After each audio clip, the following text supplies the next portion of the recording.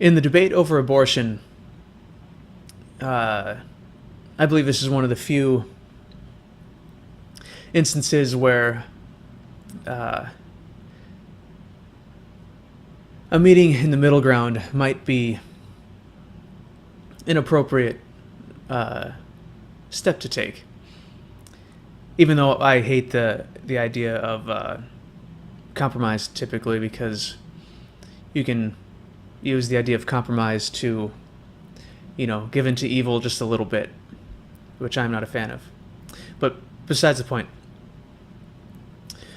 the pro-life side of the debate has, I think, a fundamental truth that they get right, and I think on the pro-choice side of the debate, they also have a point which is, I believe, accurate, but each side uses this, one single data point of truth to ignore the other side's point. So let's start with what I believe the true assumption on the pro-life side is, and that is that the human fetus, or the clump of cells, or whatever you want to call it, even if it's meant to be kind of derogatory and dismissive, is a human life. If we just go from a straight biological viewpoint, I think it's a bit illogical, or it doesn't quite flow very cleanly if we imagine that the reproductive cycle of human beings includes a period of time where there's the humanity of the process is pulled out of it. So a couple has sex, and they want, and it produces a fetus, and that's going to grow up to be another human being. It feels strange to say that, okay, we have human reproduction, human, not human. Oh, and now it's human again. So it feels arbitrary, especially when you start talking about, like, when does the baby become human? Is it a function of viability outside of the womb? Is it a function of consciousness? And those feel a bit arbitrary. And so the usefulness of using those metrics as determining what is or is not human, flexible to the point where it might not be very useful as far as identifying and cleanly categorizing when human life begins, because that has significant implications, right, about what we feel is the appropriate time or not to have an abortion or to abort. But as far as just identifying and labeling things, which is kind of the first step towards understanding and knowledge, is labeling things correctly, I think it's most useful to imagine that even the clump of cells in the zygote, that's all human, because it has full DNA, and that's what it's going to turn into. Because we wouldn't look at I haven't asked too many people, so I don't know how everybody else might see this, or even the pro-choice people.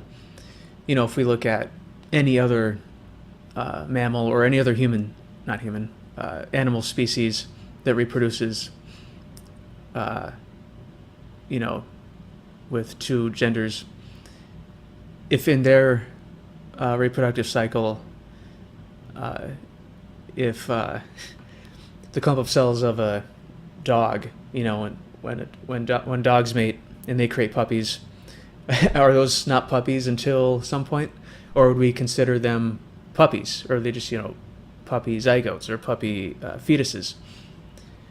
And that might be the indicator of it, because you still identify them as dog fetuses. And I think you could even, and of course if you take that to humans, like, well, it's a human fetus. Well, human's kind of already in there, and it fits the category of human.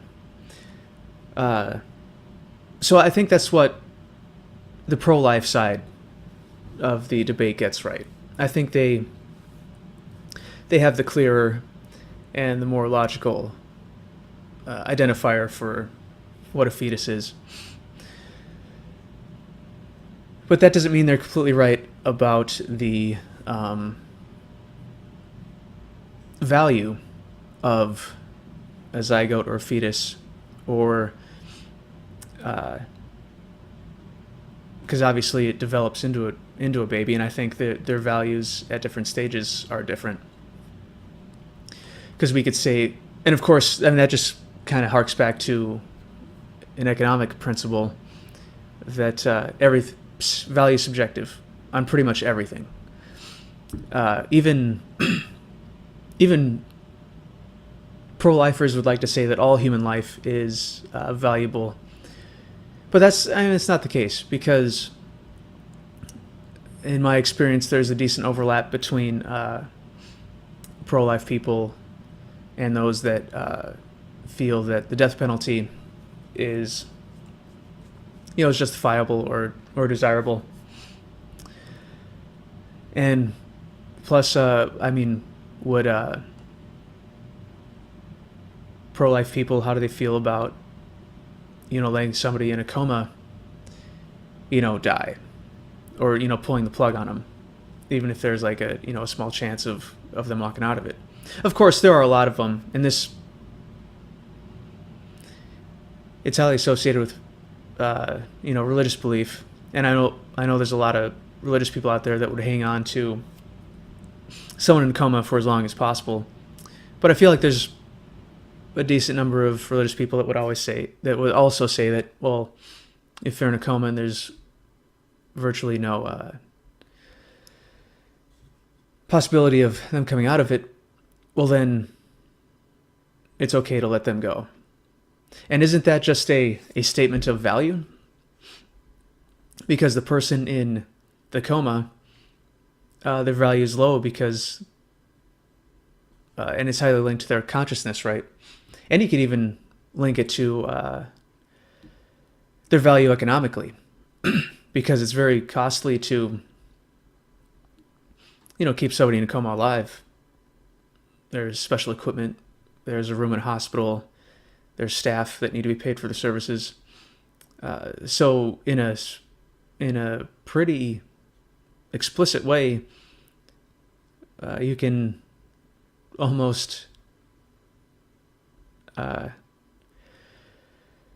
least for a person in a coma, figure out their economic worth.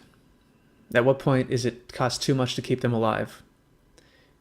And you can pretty much find that out when, you run out of money, or the people involved, the friends and family, decide that it's too much money for what will likely not be a positive outcome. And so these are some just examples of how I think most people,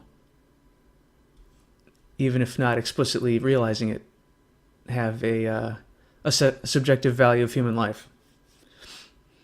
And so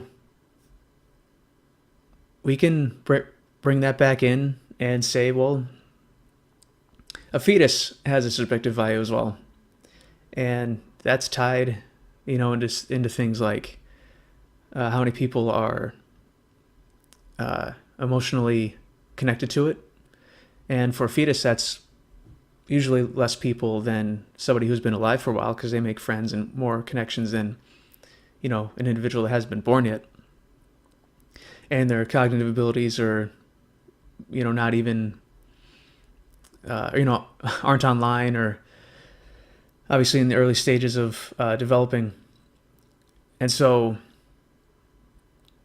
there's some, I think, pretty objective things you could point to say that a fetus, while you could still admit that it is a human, it's got DNA, and that's where it's heading, and it's logical to label it one, I think there's still grounds to say that the value of it is subjective, and ending, aborting it or ending its process, it should be left to the people most intimately involved in it. The mother and the father, and any other interested parties that the mother and father feel are appropriate to be involved in it. So that's just, I guess, a long-winded way of saying I think both sides have a point. And if there's going to be if there's any way of finding common ground and a way of